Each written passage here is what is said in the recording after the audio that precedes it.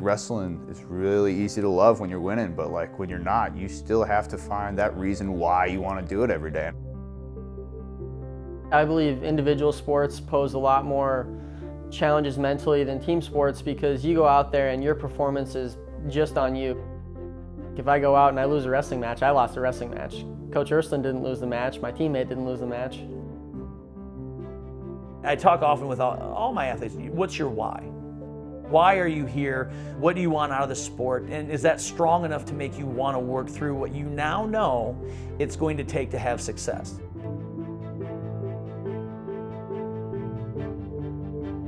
Montana's a different world. Like there's just so much more distance in between places. Like it's pretty common for like a high school sporting event to travel 3, 4, 5 hours.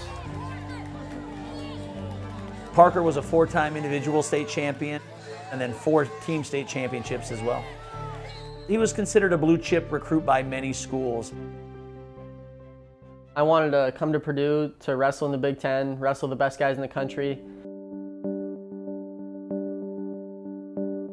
I thought I was going to come into the room and be the best or one of the best guys in the room right away. That kind of changed pretty quick.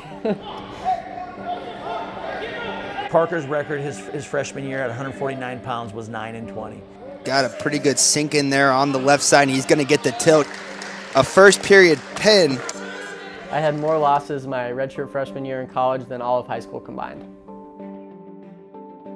It tested him, it kind of rocked him. You could see him, kind of doing those mental loops in his head, like, oh, what am I doing here? Is this what I'm about?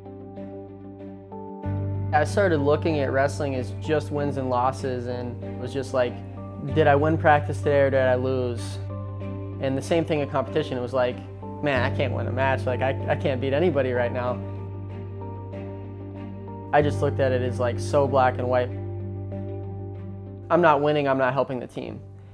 Or like, I'm not doing as well in school, I'm failing.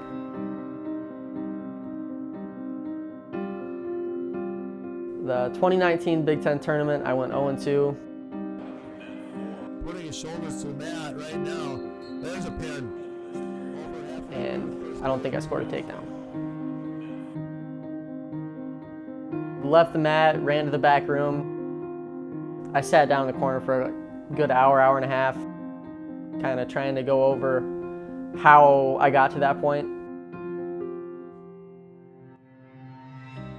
I feel like when you're in that place, every man needs to work through that for himself. And in that moment, I think it was important for him to kind of just be there with those thoughts. I don't think he liked me very much. I gave him a comment the next day and we're traveling home and I said, hey, Parker, the sun came up today, buddy. What do you think? Just kind of, hey, let's move on. I did not sleep very well the next couple weeks. It was just a lot of deep thinking where I probably wasn't a very good friend. Thinking about what I wanted to do, if this was right for me, if being at Purdue was the right thing.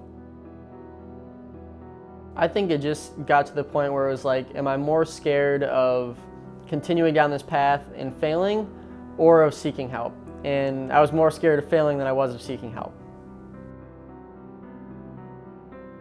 Coach Ursuline kind of pushed me to start to see our sports psychologist here.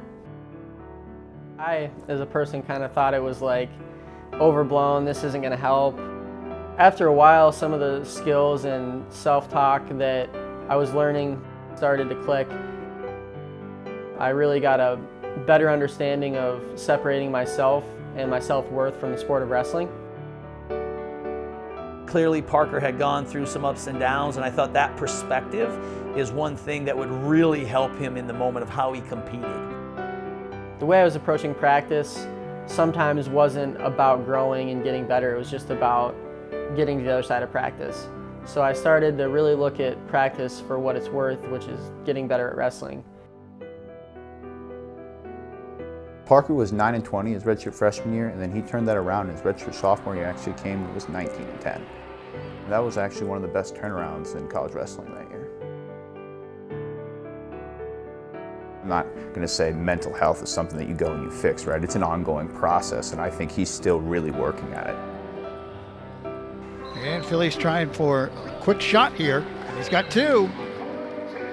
He really seems to enjoy the team and the work that he puts in more than ever.